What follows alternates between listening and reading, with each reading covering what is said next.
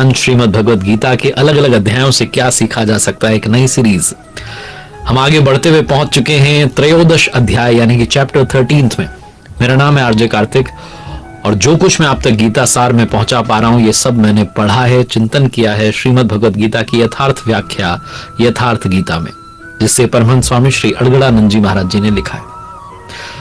यथार्थ गीता में स्वामी जी त्रयोदश अध्याय प्रारंभ में बताते हैं कि जिन क्षेत्रों की बात हो रही है, प्रथम अध्याय में जब बात होती है कि धर्म क्षेत्र और कुरुक्षेत्र में धृतराष्ट्र प्रश्न करते हैं कि मेरे और पांडु के पुत्र क्या कर रहे हैं, तो क्षेत्र जो है वो कहां है। तो जिन महापुरुष ने जिस क्षेत्र में युद्ध बताया वही उस क्षेत्र का विस्तार से वर्णन बताते हैं कि वो क्षेत्र कहां है। त्रयोदश अध्याय का जो पहला श्लोक है, श्री भगवान उवाच इदम शरीरम कौन्तेय क्षेत्रमित्यभिधीयते एतद्यो वेत्ति तम प्राहुः क्षेत्रज्ञ इति तद्विदः। प्रभु कहते हैं कि कौन्तेय ये शरीर ही एक क्षेत्र है और इसको जो भली प्रकार से जानता है वो क्षेत्रज्ञ है, वो इसमें फंसा हुआ नहीं है बल्कि इसको चला रहा है। ऐसा उस तत्व को जानने वाले महापुरुषों ने कहा है। जब शरीर एक है तो फिर उसमें दो क्षेत्र कैसे हैं, कुरुक्षेत्र और धर्म क्षेत्र कैसे हैं। थोड़ा विस्तार में जब आप यथार्थ गीता पढ़ेंगे, समझेंगे श्रीमद् भगवद गीता की यथार्थ व्याख्या, तो आपको समझ में आएगा कि एक ही शरीर के अंदर दो प्रवृत्तियां हैं। एक परमात्मा में विश्वास दिलाती है जो कि देवी संपद है, दूसरी आसुरी संपद है जो ये विश्वास दिलाती है कि ये जो दुनिया है इसमें सिर्फ मजे मस्ती करने के लिए हम आए हैं और चले जाएंगे। लेकिन एक जो है वो परमात्मा में, उस परम प्रभु में आपका विश्वास जो है उसको और सुदृढ़ करती है। जब आपके शरीर के अंदर आपके विचारों में आसुरी संपद का बाहुल्य हो जाता है तो ये जो शरीर है कुरुक्षेत्र बन जाता है। और जब इसी शरीर में, इसी मन में दैवी संपद, अच्छे विचारों का जो है बाहुल्य होता है, इकट्ठे हो जाते हैं, तो फिर यही शरीर जो है धर्म क्षेत्र कहलाता है। ये जो उतार चढ़ाव है ये चलता रहता है, ऊपर नीचे होता रहता है। जब दोनों में युद्ध होता है तो फिर दैवी संपद जो है बढ़ती जाती है, आसुरी संपद गायब होती जाती है। और आसुरी संपद जब खत्म हो जाती है तो फिर परमात्मा के दिग्दर्शन की वो जो अवस्था है वो आती है। और फिर क्योंकि आसुरी संपद खत्म हो गई है तो देवी संपद किससे युद्ध करे, इसलिए देवी संपद की भी आवश्यकता खत्म हो जाती है, वो भी परमात्मा में विलीन हो जाती है। जैसा कि 11वें अध्याय में अर्जुन ने देखा कि कौरव पक्ष के योद्धा तो प्रभु के श्रीमुख में विलीन हो ही रहे, पांडव पक्ष के योद्धा भी विलीन हो रहे, यानी कि आसुरी संपद के खत्म होने के बाद देवी संपद भी विलीन हो जाती है। फिर सिर्फ और सिर्फ परमात्मा से आपका मिलन जो है वो शेष रह जाता है और आत्मा परमात्मा से मिल जाती है। आगे भगवान श्री कृष्ण कहते हैं, श्री भगवान उवाच क्षेत्र चापि माम विद्धि सर्व क्षेत्र क्षेत्र क्षेत्रज्ञयोर ज्ञानम यत्तज ज्ञानम मतम मम। हे अर्जुन, जितने क्षेत्र हैं उनमें क्षेत्र मुझे ही जान, मैं भी क्षेत्रज्ञ हूं।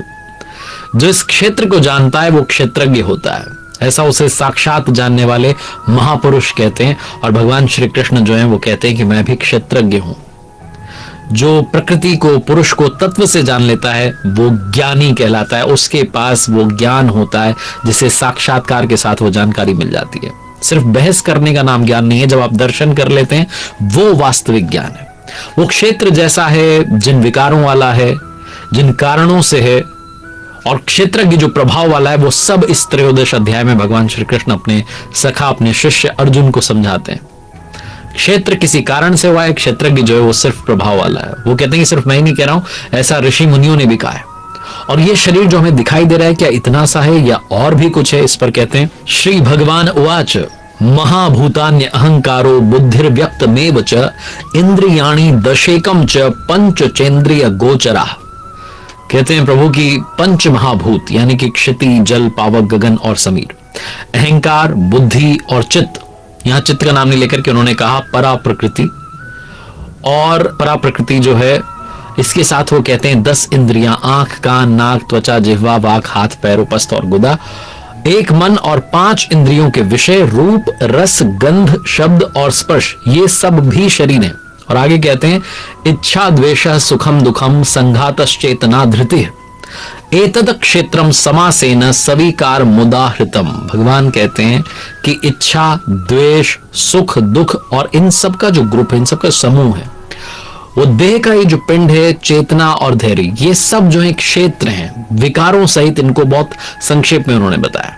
वो ये कहना चाहते हैं कि ये जो हमारे बोए हुए भले और बुरे बीज हैं संस्कार वाले, इसमें उगते हैं। हम जैसा कर रहे हैं वो इसी क्षेत्र में उग रहे हैं। शरीर में किस चीज से शरीर बना है तो बताते हैं 5 तत्व हैं, 10 इंद्रियां, 1 मन है। ये सारे लक्षण जो है वो बताते हैं। इन सब को जब आप इकट्ठा कर लें तो फिर ये जो पिंड है वो शरीर है। जब तक ये विकार रहेंगे, जब तक मन में द्वेष रहेगा, ग्लानि रहेगी, तब तक ये पिंड जो है ये भी रहेगा। इसीलिए विकारों से बना है। जब तक ये सारे विकार हैं तब तक हम किसी ना किसी रूप में इसी प्रकृति में घूमते रहेंगे। अब जो है प्रभु कहते हैं उस क्षेत्रज्ञ के बारे में जो कि इसमें लिप्त नहीं है बल्कि इससे निवृत्त हो चुका है। कहते हैं अमानित्व मधम्बित्व महिंसा क्षांति राजवम आचार्योपासनम शौचम स्थैर्य मात्म विनिग्रह।